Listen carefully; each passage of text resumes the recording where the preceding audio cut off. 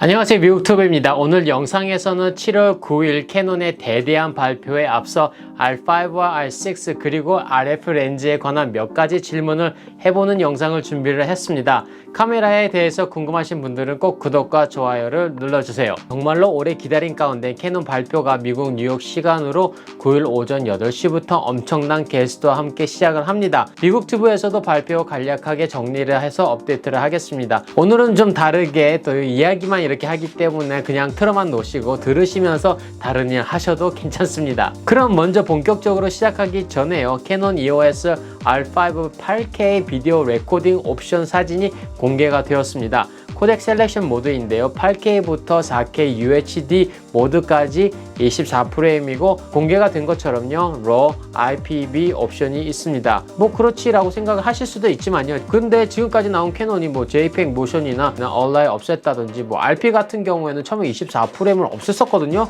근데 다시 업데이트를 하면서 그거를 넣었지만요. 캐논이 지금까지 과거를 돌아보고 업데이트를 했다고 보셔도 될 듯 합니다. 10비트 뭐 C로그까지 다 되니까요. 아마도 출시가 되고 유튜브의 R5 이야기로 여러분의 유튜브 홈이 꽉 차지 않을까 그런 생각을 해봅니다. RF 렌즈에 대해서 이야기를 해볼까 하는데요. 지금부터 RF 렌즈 시장은 어떻게 될까요? 라는 질문을 받은 적이 있습니다.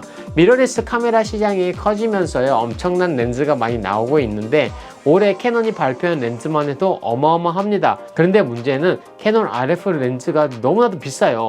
물론 싼 것도 있지만 카메라를 좋아하시는 분들이라고 하면 이 빨간 띠 있는 거 그 L렌즈에 관심을 많이 가지고 계실 거예요. 가격이 웬만한 중급형 카메라 바디 가격입니다. 그렇기에 시그마나 탐론 같은 브랜드가 캐논 RF 렌즈를 많이 출시하려고 하지 않을까라는 생각 또한 거기서 드는 거예요. 미러레스 카메라에서 소니, 캐논, 니콘이 경쟁을 한다고 하면요. 렌즈에서는 저렴한 가격선에서 시그마랑 그 다음에 탐론이 경쟁하지 않을까 그런 생각을 해봅니다. 시그마가 RF 렌즈를 만든다는 루머는 이미 나왔지만 그래도 언제 출시가 되냐는 잘 모르기 때문에요. 그리고 캐논 렌즈만 만든 것이 아니라 소니용 렌즈 또한 출시를 할 예정이라고 하지만은 그 또한 정확한 것을 잘 모릅니다. 그러나 확실한 건요. RF 렌즈를 출시를 하면 많은 사람들이 저렴한 가격이기에 그 시그마나 탐론에 몰릴 듯 한다는 거죠. 만약에 여러분이 캐논 EF나 EFS, EF-M 바디를 가지고 계실 수도 있는 가운데 캐논은 미국 달러로 100불에서 150불 사이에 어댑터가 있습니다. EF 렌즈를 R 바디에 사용을 할 수 있게 되는 건데요. 개인적으로 만약에 여러분이 EF-S 렌즈를 가지고 계신다고 하면 그냥 RP, R5, R6를 구매하실 때 렌즈도 그냥 같이 업그레이드 하는 것을 추천을 드립니다. 최소한은 EF-L 렌즈를 사용을 추천을 드리고 싶어요. 어느 정도 바디와 또 렌즈 그 선을 맞춰야 된다고 생각을 합니다. 바디는 R 바디인데 원하시는 화각의 렌즈가 EF 렌즈 쪽에 있다고 하면 어댑터를 사용을 하셔서 충분히 가능합니다. 영상에서도 몇 번 말씀을 드렸지만은 비싼 카메라 값 그 값을 합니다. 근데 비싼 값은 하지만은 어디에 필요하냐, 얼마나 사용할 것이냐에 따라서 구매하시면 된다는 것이죠. 무작정 비싼 거 샀다가는 돈 낭비가 될 수 있다는 것이죠. 그 이유는 지난 R6 스펙이 공개가 되고요. 20메가픽셀이라는 이야기를 하는 가운데 왜 그것밖에 안 되냐라고 이야기를 하신 분들이 많이 계시고 또한 그것 때문에 실망을 했다라는 코멘트도 봤습니다. 20메가픽셀로 좋은 사진을 출력이 가능하냐라고 생각을 하셨을 수도 있어요. 물론 얼마나 큰 사이즈로 출력을 하냐에 따라서 많이 달라지는데요. 대부분 출력하는 사이즈가 인치 사이즈로 5x7, 8x10 이 정도인데 8메가픽셀로도 이 출력은 충분히 가능합니다. 즉 20메가라고 하면 웬만한 사이즈는 다 커버를 할 수가 있어요. 18메가픽셀로 40x60까지는 안 되지만은 저희들이 일반인으로서 이 정도 크기의 그 사이즈는 일단 프린트를 안 하죠. 그렇기에 R6가 20메가픽셀이라고 예상 가격 2,500불에 비해서 성능이 안 좋다. 절대로 그건 아닙니다. 또한 생각하게 되는 기능 중에 하나가요. GPS 와이파이 기능이 지금부터 더욱더 업그레이드 될까? 라는 그 질문인데요. 결론적으로 말씀을 드리면 당연히 업그레이드 되겠죠. 전 사실 GPS랑 와이파이 기능을 카메라 바디에서 사용을 해본 적이 없습니다. 해본 적이 없다고 표현하기보다는 클라우드도 같이 사용을 하지 않습니다.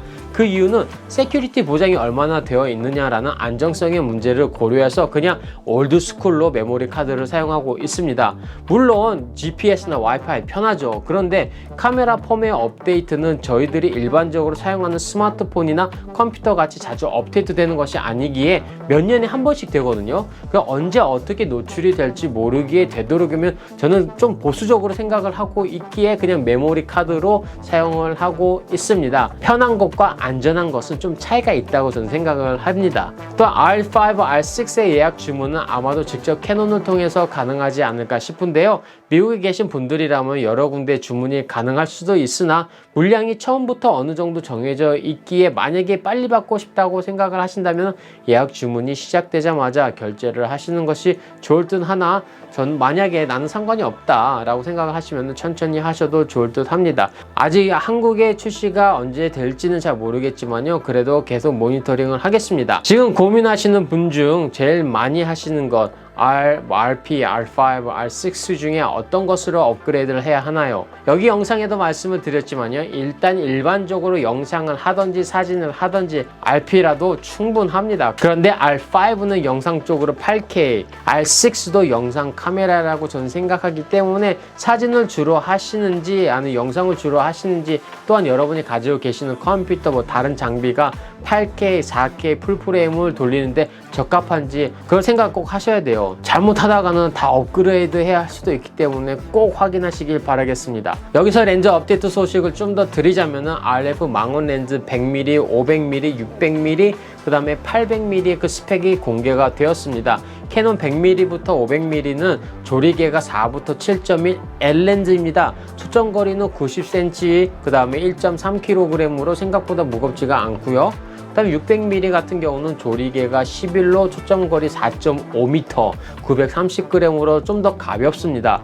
그럼 800mm는 어떨까요? 마찬가지로 조리개 11로 좀 다른 점이 IS 스탑이 4스탑이고 그 다음에 무게는 1.2kg 정도 됩니다. 일단 먼저 이 세 가지 렌즈 소식을 들었을 때 과연 누가 살 것이냐, 그리고 사람들이 조리개 11이면 완전 어둡지 않겠냐라고 그렇게 생각하신 분들이 분명히 계세요. 그러나 반대로 생각하면요, 캐논이 R5, R6에 얼마나 자신이 있으면 이런 렌즈를 내놔도 전혀 괜찮다 이야기하는 거랑 마찬가지거든요. 캐논 안에서도 R5와 R6는 많이 기대가 되는 카메라가 아닐까 이렇게 생각이 됩니다. 여러분은 어떻게 생각을 하고 계시는지 댓글로 남겨주세요. 영상이 올라가는 시점으로 약 이틀 정도밖에 남지 않았는데요, 참 많이 떨립니다.